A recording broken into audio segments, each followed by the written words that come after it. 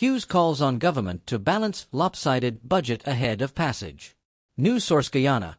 Nigel Hughes, leader of the Alliance for Change, AFC, has urged the Guyanese government to reconsider the proposed $1.3 trillion 2025 national budget, warning that poor management of resources could lead to the country experiencing Dutch disease.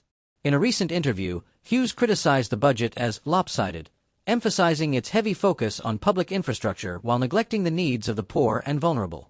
He pointed out the pressing cost of living crisis affecting many citizens and called for a more balanced approach that prioritizes the populace over infrastructure projects. Hughes stated, "We have a cost of living crisis. The government should really call on the parliamentary parties and say, let us first of all establish what our priorities would be." He advocated for prioritizing assistance to the people before allocating significant funds to infrastructure. He highlighted a stark contrast in budget allocations, noting that while the government plans to spend $9 billion on cost of living measures, it has earmarked $209 billion for roads and bridges, despite the country exceeding its capacity for such projects. This is a big business budget, he remarked, criticizing the lack of support for those at the lower end of the economic scale.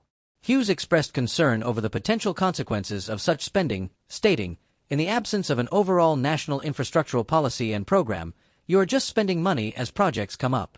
That is a recipe for disaster."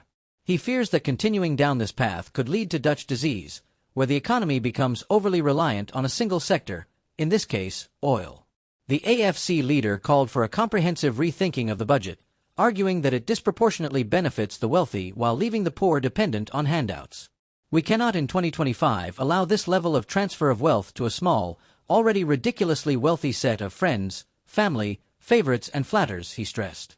Hughes also pointed out that while the country's economy has grown significantly due to the oil sector, traditional sectors such as sugar and gold are underperforming. He emphasized the importance of the non-oil economy in generating foreign currency to manage debts and called for better long-term planning regarding the Natural Resource Fund. In 2024, the central government recorded a deficit of $376.4 billion, or 7.3% of GDP, with expenditures exceeding revenue earnings by a significant margin.